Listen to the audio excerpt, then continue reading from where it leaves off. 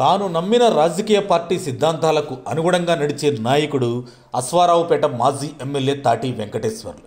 అటువంటి ఆయన ఒక్కసారిగా బీఆర్ఎస్ పార్టీపై తిరుగుబావుట ఎగరవేశారు. తనకు సరైన గుర్తింపు ఇవ్వడం లేదంటూనే బీఆర్ఎస్ పార్టీ జిల్లా అధ్యక్షుడిపై రుసరుసలాడారు తాటి వెంకటేశ్వర్లు. తాను ఎదుర్కొంటున్న అవమానాలపై తాటి వెంకటేశ్వర్లు గళమెత్తారు.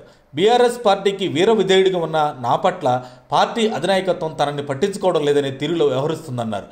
భద్రాద్రి కొత్తగూడెం జిల్లా బీఆర్ఎస్ అధ్యక్షుడు రేగా కాంతారావు, మాజీ ఎమ్మెల్యే నాగేశ్వరరావు ఇరువురు వారి వైఖరి మార్చుకోకపోతే పార్టీకి తీవ్ర నష్టం జరుగుతుందంటూ ఆయన ఫైర్ అయ్యారు.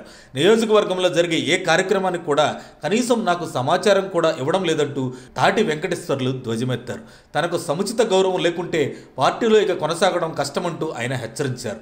నియోజకవర్గంలో ఏ చిన్న కార్యక్రమం జరిగినా పార్టీ నాయకత్వం కార్యకర్తలకు సమాచారం అందించి మాజీ ఎమ్మెల్యేగా ఉన్న నన్ను పిలవకుండా క్షేత్రస్థాయిలో సమావేశాలు ఏర్పాటు చేయడం ఎంతవరకు కరెక్ట్ అని అడిగారు. నేను ఎమ్మెల్యేగా ఉన్నప్పుడు నియోజకవర్గ అభివృద్ధికి అహర్నిశలు కష్టించానని, నాగేశ్వరరావు ఎమ్మెల్యేగా ఉన్న సమయంలో చేసిన అభివృద్ధి అంతా శూన్యమని తాటి వెంకటేశ్వర్లు విమర్శించారు. నేను ప్రచారం చేయడం వల్లే నాగేశ్వరరావుకు జరిగిన గత ఎన్నికల్లో కనీసం డిపాజిట్లైనా వచ్చాయని, అటువంటి నన్ను బీఆర్ఎస్ అధిష్టానం ప్రస్తుతం పక్కన పెట్టడం దేనికి సంకేతమని దబాయించి అడిగారు.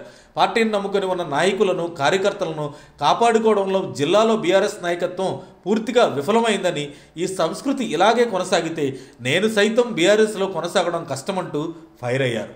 ఈ విషయంపై బీఆర్ఎస్ అధిష్టానం స్పందించి మాజీ ఎమ్మెల్యేను శాంతింప చేస్తుందా లేదా సైలెంట్గా ఉండి జరుగుతున్న రాజకీయ పరిణామాలను ఒక కంట గమనిస్తూ ఉంటుందా అనేది ఇప్పుడు ఒక ప్రశ్నగా మిగిలిపోయింది. మరిన్ని అప్డేట్స్ కోసం మా కాయ్ టీవీని సబ్స్క్రైబ్ చేసుకోండి. మా వీడియో కనుక మీకు నచ్చినట్లయితే లైక్ చేయండి, షేర్ చేయండి. మీ విలువైన అభిప్రాయాలను కామెంట్ బాక్స్లో తెలియజేయండి.